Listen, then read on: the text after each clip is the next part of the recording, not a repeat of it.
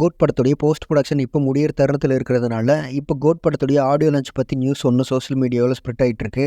அதாவது எப்பன்னா, வரப்போற ஆகஸ்ட் 22ஆம் தேதி சென்னை ஆர் கோயம்புத்தூர்ல நடத்துறதுக்காக பிளான் போட்டுட்டு இருக்காங்களாம். பட் லாஸ்ட்டா இந்த இடங்கள் இல்லாமலும் போகலாம். ஏன்னா லியோ படத்துக்கு கோயம்புத்தூர், திருச்சி, மதுரைன்னு தான் சொன்னாங்க. லாஸ்ட் மினிட்ல நடக்காமலே போயிடுச்சு. ஸோ அது மாதிரி என்ன வேணா நடக்கலாம். பட் ஆளுங்கட்சி சைடு இருந்து ஏதாவது ப்ரெஷர் கொடுத்தா, அது கண்டிப்பா தளபதிக்கு செம ப்ளஸ் ஆயிடும். ஏன்னா தளபதி அரசியல் கட்சி தொடங்குனதுனால அதோட ரியாக்ஷன் வேற மாதிரி இருக்கும். ஸோ லியோ மாதிரி கோட் படத்துக்கு ஆடியோ லான்ச் கேன்சல் ஆக வாய்ப்பு இல்லை. பட் லொகேஷன் சேஞ்சஸ் ஆக வாய்ப்பு இருக்கு. ஆனால் அது நம்ம தளபதி அரசியல் கட்சி தொடங்கினதுனால ஒரு பெரிய மாநாடு மாதிரி தான் இருக்கும் ஆடியோ லான்ச்சு. அதுவும் இப்போ இருந்தே தளபதி ஆடியோ லான்ச்சில் என்ன பேச போறாருன்னு நினைக்கும் போது ஆர்வம் இன்னும் இன்க்ரீஸ் ஆகுது. ஸோ ஸ்டேடியம் மாதிரி எதுவும் இல்லாமல் ஓப்பன் கிரவுண்டில் பண்ணால் நல்லா இருக்கும். ஏன்னா தளபதி 69க்கு அப்புறம் நடிக்க மாட்டாரு. ஸோ இது மாதிரி ஆடியோ லான்ச் நடக்கவும் வாய்ப்பு இல்லை. ஸோ நம்மள மாதிரி தளபதி ஃபேன்ஸ்க்கு ஆடியோ லான்ச் பார்த்த மாதிரி இருக்கும், ஒரு கட்சி மாநாடு பார்த்த மாதிரியும் இருக்கும். ஸோ வேலாயுதம் படத்துக்கு ஓப்பன் கிரவுண்டில் ஆடியோ லான்ச் பண்ண மாதிரி கோட்டுக்கும் பண்ணணும். ஆனால் அதே மாதிரி எந்த ஒரு நெகட்டிவும் இல்லாமல் நடத்தி முடிக்கணும். ஏன்னா பிகில் படத்துக்கு நெகட்டிவ் அமைஞ்ச மாதிரி இப்போ நம்ம தளபதியோட கோட் படத்துக்கும் அமைஞ்சா